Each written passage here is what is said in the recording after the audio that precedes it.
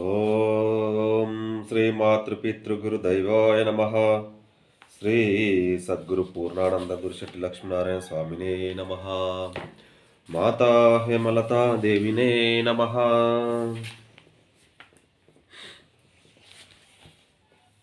శ్రీ పరశురామ నరసింహదాసు విరచిత భద్రాది రామశతకము. మీకు ఇందులో సాంఖ్యయోగము ప్రపంచోత్పత్తి లక్షణము గురించి చదివి వినిపిస్తాను. ఈ యొక్క తాత్పర్య సహితము శ్రీ పూర్ణానంద గౌడ్చెరు బ్రహ్మానందరెడ్డి గురువు గారు ఈ యొక్క తాత్పర్యము రచించినారు. వారికి ఆ సద్గురుని ఆశీస్సులు ఉండాలని మనస్ఫూర్తిగా కోరుకుంటూ మీ యొక్క ఆత్మబంధు. అలాగే ఇప్పుడు పద్యంలోకి వెళ్ళిపోదాం. సాంఖ్యయోగము ప్రపంచోత్పత్తి లక్షణము 7వ సీస పద్యము. ఆత్మయందున ఏకమాకాశముదయించే ఆకాశమంద నీలంబు బుట్టే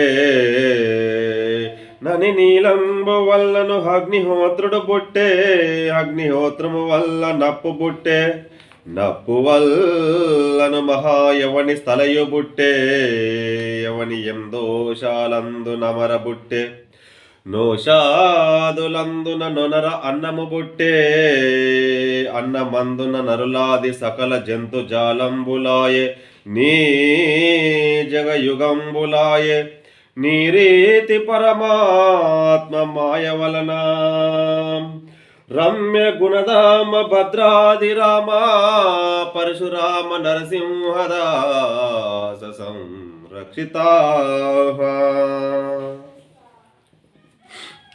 ఈ తాత్పర్యము బ్రహ్మానందరెడ్డి గురువు గారు రచించినారు. మరొక్కసారి వారి పాదపద్మములకు ద్వాదశి వందనాలు. ప్రపంచోత్పత్తిని గురించి అనేక వేదాంతులు అనేక రకాలుగా ఏర్పాటు చేసినారు. కొందరు అణువులు వలన ఈ ప్రపంచము ఏర్పడిందని, కొందరు పంచభూతాల వలన ఏర్పడిందని, కొందరు శక్తి నుండి ఏర్పడిందని, కొందరు ఓంకారము నుండి ఏర్పడిందని, కొందరు దేవుడు సృష్టించిందని, కొందరు ఆ సూర్యుని నుండి కొంత పదార్థము దూరముగా పడిపోయి కోట్ల సంవత్సరాలు చల్లబడి పరిమాణము క్రమములో ఈ సృష్టి ఏర్పడిందని, ఇలా ఎందరో ఎన్నో రకాలుగా సృష్టి సిద్ధాంతాలను ఏర్పరిచినారు. మన పెద్దలు ప్రపంచోత్పత్తిని గురించి ఒక క్రమ పద్ధతిగా తెలిపినారు. ఆత్మ ఈ సృష్టికి పూర్వం ఉన్నదని మనకు మన అనుభవంలో నిద్రపోయినప్పుడు తెలుస్తుంది. మనం నిద్రపోయినప్పుడు మనం చేసే సర్వ వ్యవహారాలకు మూలమైనటువంటి జీవుడు చైతన్యమందు లీనమై కేవలం నిర్వాహ్యవ స్వరూపమైనటువంటి వాయువు ఒకడే ఈ శరీరము లోపల సంచరించున్నప్పుడు నిర్గుణ స్థితి మనకు కలుగుతుంది. అంటే ఈ సృష్టి ఏమీ కూడా కనిపించకుండా అట్టి చైతన్యమైన పదార్థమే ఈ శరీరము పోకుండా రక్షణ చేస్తూ ఉంటుంది. చైతన్యం ఉందే ఈ మనసు పుట్టింది. ఈ మనసు పుడతానే దేహేంద్రియ సమూహము పుట్టి సమస్త ప్రపంచ సృష్టి ఏర్పడింది. ఈ క్రమాన్ని ఈ విధంగా చెబుతూ ఈ సృష్టి ఎట్లా ఉన్నదంటే నిర్గుణ నిరాకారమైన పరమాత్మ అందున ఆకాశం ఉదయించి, ఆకాశము నుండి వాయువు ఉదయించి, వాయువు నుండి అగ్ని, అగ్ని నుండి జలము, జలము నుండి పృథ్వీ పుట్టినవి. ఇట్లా మొదట పంచభూతాలు ఏర్పడినట్లు క్రమంగా చెప్తున్నారు. ప్రపంచం ఎట్లా పుట్టుతనే ఇది సరిపోతుంది. 40 కోట్ల యోజనాలతో మనకు మొట్టమొదట ఆత్మ నుండి ఆకాశం పుడుతుంది. అంటే మిగతా 4 భూతాలు తనలో ఇముడ్చుకునే అంత శక్తి ఆకాశానికి ఉండాలి అని మిగతా భూతాలను తనలో ఇముడ్చుకునే శక్తి కలిగి ఉంది. ఇంకా దీనిలో 30 కోట్ల యోజనాల విస్తీర్ణం కలిగి వాయువు పుట్టినది. ఇందులో 20 కోట్ల యోజనాల విస్తీర్ణం కలిగి అగ్నిభూతం పుట్టింది. ఈ అగ్నిభూతంలో 10 కోట్ల యోజనాలు విస్తీర్ణం కలిగి జలం పుట్టింది. ఈ జలభూతములో 1,00,00,000 యోజనాలు కలిగి పృథ్వీభూతం పుట్టింది. అనగా జలభూతం నుండి పుట్టిన పృథ్వీ జలంలో ఇముడుతుంది. పృథ్వీ జలం 2 అగ్నిభూతంలో ఇముడుతాయి. పృథ్వీ జలం అగ్ని ఈ 3 భూతాలు ఒకటే పెద్దది అయిన వాయుభూతంలో ఇముడుతాయి. అవధూత గారు చెప్పినట్లు తననే వస్తువు ఎట్టిది అనగా నేననగా ఎవరు? దీనిని నెరిగింపుము. ఈ మేనెటుల జననమయను ఈ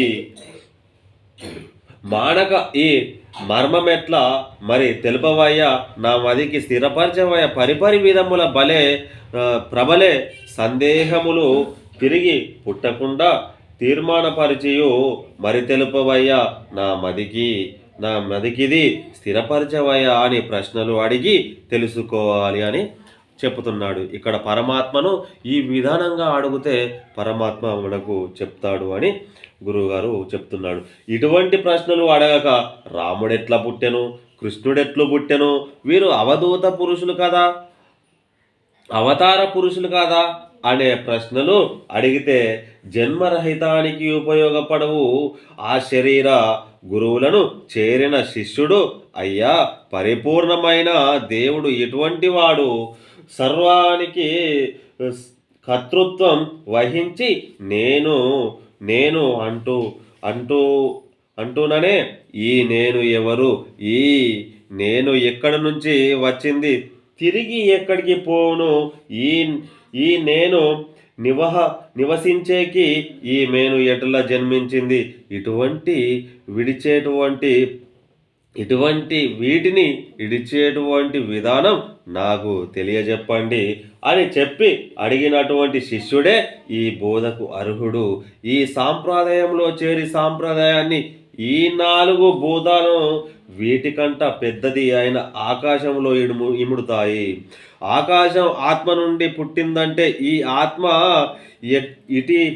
ఇటువంటి ఆకాశము ఎన్నైనా సమానం కావు. పంచభూత సృష్టి అయిన తర్వాత ఔషధులు ఏర్పడి ఈ ఔషధాలతో ఆహారం ఏర్పడింది. ఈ ఆహారము వలన పశుపక్షాది మానవులు ఏర్పడినారు. ఈ విధముగా సమస్త సృష్టి జరిగినదే. కానీ దీనికి సృష్టి పోషించి లయం చేయువారు ఇంకొకరున్నారంటే నమ్మవలదు. మనం వాస్తవ దృష్టితో విచారించి చూచినచో సమస్త ప్రాణులు జీవించినట్లే ఆహారం అవసరం. ఈ ఆహారం కావాలంటే మొక్కలు కావాలి. ఈ మొక్కలు ఏర్పడాలంటే భూమి, జలం, అగ్ని, వాయువు, ఆకాశం ఉండాలి. ఇవన్నీ ఏర్పడాలంటే ఆత్మ ఉండాలి. అన్నిటికీ మూలం ఈ యొక్క ఆత్మ అని ఈ యొక్క గురుమూర్తి మనకు చెప్తున్నాడు. ఇవన్నిటికీ ఆత్మ ఒక్కటే నిదర్శనం అని పరమాత్ముడు చెప్తున్నాడు. కాబట్టి మనం ఎన్ని చేసినా ఏం చేసినా మన లోపల ఒక ఆత్మ అనేది ఉంటేనే ఇవన్నిటికీ కారణం అని ఈ యొక్క పరమాత్ముడు మనకు ఈ విధంగా చెప్పినాడు. కాబట్టి మనము కూడా గురువు లేని విద్య గురువింద కూడా కొరగాదు అనే విషయాన్ని పాటించి గురువు ఉంటేనే గురు వాక్యంతో మనము మెరుగుపరుచుకోవాలని ఆ పరమాత్ముడు చెప్తున్నాడు. శ్రీ సద్గురు పూర్ణానంద దురిశెట్టి లక్ష్మీనారాయణ స్వామి పాదపద్మములకు 12 వందనాలు. అలాగే మా మాత సద్గురు హేమలతాదేవి పాదపద్మములకు 12 వందనాలు. ఈ తాత్పర్యం రచయించిన శ్రీ బ్రహ్మానందరెడ్డి గురువు గారికి పాదాభివందనాలు. జై సద్గురు ప్రభు మహారాజ్కి జై. శ్రీ పరశురామ నరసింహదాసు వారి పాదపద్మములకు 12 వందనాలు. శ్రీ శివరామ దీక్షితుల ప్రభు మహారాజ్కి జై. శ్రీ జై సద్గురు ప్రభు మహారాజ్కి జై. గురుర్ బ్రహ్మ గురుర్ విష్ణు గురుర్దేవో మహేశ్వర గురుర్ సాక్షాత్ పరబ్రహ్మ తస్మై శ్రీ గురువే నమః.